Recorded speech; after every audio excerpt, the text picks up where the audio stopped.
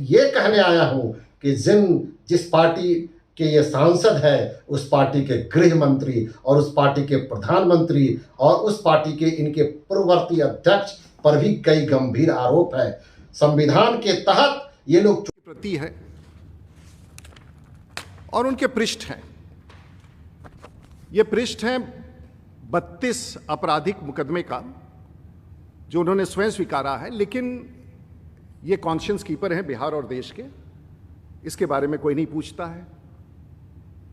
और ऐसा ही अगर आप देखेंगे तो पन्ना खत्म हो गया है अपने बारे में हस्ताक्षर करके कि मैं कितने अपराधों से जुड़ा हूं। मैं भी राजनीतिक व्यक्ति हूं, मुझे भी खंगाल लीजिए, और मैं भी 30 साल से राजनीति में हूं।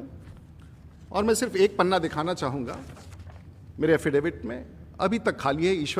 मैं ईश्वर से यही प्रार्थना करता हूं कि अपने राजनीतिक जीवन में मुझे अपराध और अपराधी की श्रृंखला में न जाना पड़े। ईश्वर उत्तर प्रदेश के मुख्यमंत्री, बिहार के मुख्यमंत्री सड़क पर ला देंगे, दिखा देंगे। डॉक्टरों के बारे में कोई ऐसा आदमी नहीं बचा है धरती का जिसको आपने अपमानित नहीं किया है, रंजिश नहीं किया। और आप संत हैं और बाकी सब अपराधी हैं। पूरे भारतवर्ष के नेता अपराधी हैं, भारत के स्वास्थ्य मंत्री अपराधी हैं। गृह मंत्री के बारे में आपने बोला और कहा कि इसे जेल भेज देना चाहिए, अपराध करना चाहिए, इसका हम अंतिम संस्कार करेंगे। आपने ऐसी सी बातें कही, किसी ने प्रतिकार नहीं किया, हमने भी नहीं किया। लेकिन कहीं ना कहीं तो किसी को जवाब देना था कि आपका, और आपने कहा कि मैंने जेल भेज दिया। मैं क्यों जेल भेजने जाऊंगा? मैं कौन होता हूं जेल भेजने वाला? आपके खिलाफ वारंट था, ये वारंट निकला हुआ था आपके खिलाफ मार्च के माह में, ये वारंट था। मार्च में तो घटना नहीं घटी, मैं तो आपका कुछ नहीं हूं। मेरी लड़ाई बहुत ताकतवर लोगों से हुई है, लेकिन एक सीमा के नीचे मेरे जिला में कोई नहीं गया, और मैं उन लोगों का नाम नहीं लेना चाहता हूं। मैं इतना जरूर कबूल करूंगा कि एक आपराधिक रूप से कभी किसी ने पॉलिटिक्स नहीं किया मेरे जिला में, और मैं उन लोगों का आभार व्यक्त करता हूं जो सी में। तो ये चलिए आप इनका एक पृष्ठभूमि देखिए, और ये पत्रकारों के लिए है। जब आप ऐसे व्यक्तियों का 70 धाराएं हैं 31 केसेस में, और ये डकैती का है, राइटिंग का है, आर्म्स का है, थेफ्ट का है, कॉन्स्पिरेसी का है, क्रिमिनल इंटिमिडेशन का है, एब्डक्शन का है, ब्राइबरी का है, पब्लिक ऑर्डर। शायद सीआरपीसी और आईपीसी का कोई धारा बचा नहीं है जो हमारे मित्र के नाम पर नहीं है। मित्रों, आपने अभी तक 18 पुराण सुने होंगे, लेकिन आज एक नया पुराण, 19वां पुराण की चर्चा हो रही है। और इस पुराण के लेखक हैं छपरा के सांसद राजीव प्रताप रूढ़ी, जिन्होंने आज कुछ देर पहले अपने प्रेस कॉन्फ्रेंस के जरिए कुछ झूठी बातों का एक पुलिंदा बना करके झूठ पुराण नामक एक ग्रंथ का आज लोकार्पण किया है। मेरा सवाल है, उन्होंने इस पुराण के 3-4 खंडों में अपने पुराण को कहा है। मैं इनके कुछ खंडों पर अपनी प्रतिक्रिया देने के लिए आपके सामने हूं। मैं बताना चाहूँगा आपको कि उन्होंने कहा कि मैं उनकी आवाज़ बनकर आया हूं जो डर से कुछ बोलने के लिए तैयार नहीं होते हैं।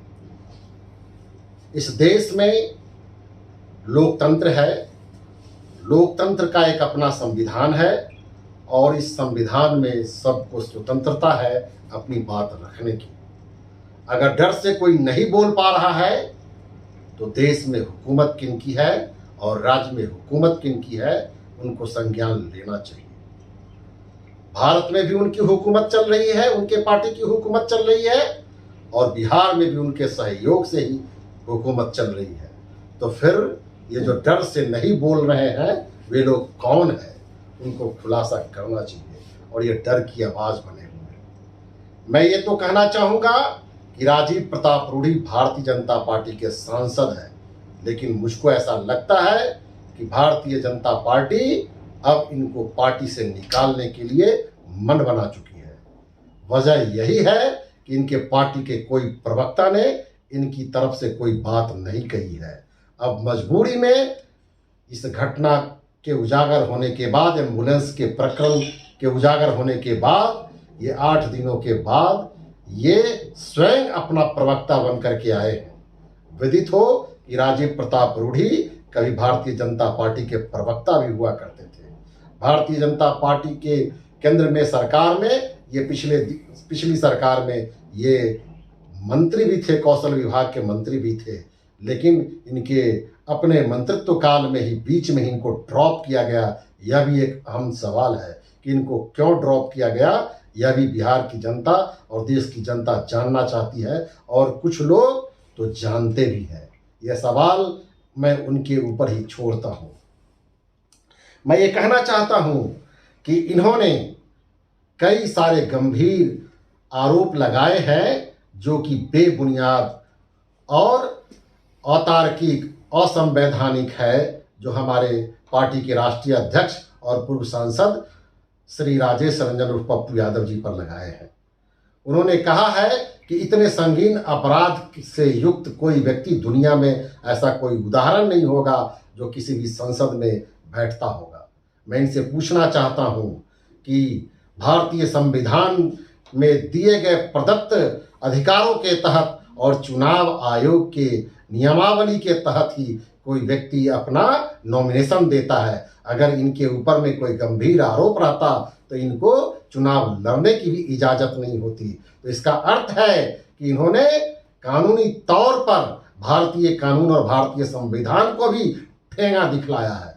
साथ ही साथ जब इनको कहा गया कि ये कई सारे जुर्म के अपराधी हैं और अपराध की श्रेणी में जो जो धाराएं बन सकती है उन सारी धाराओं का इन्होंने जिक्र किया और सारे अपराध की श्रेणी को इन्होंने डिस्प्ले किया है कि कौन कौन राइट, किडनैपिंग, ये वगैरह, जबकि ये नहीं है। इनके ऊपर अधिकांश जो मुकदमे हैं हमारे नेता पर, वो सभी मुकदमे राजनीतिक तौर पर धरना प्रदर्शन इन सब चीज़ों के हैं, और कुछ मुकदमे जो जिन पर इनको सुप्रीम कोर्ट ने, हाई कोर्ट ने और लोअर कोर्ट ने सब में बरी कर दिया है। यही वजह है कि इनको चुनाव लड़ने पर कोई रोक नहीं है।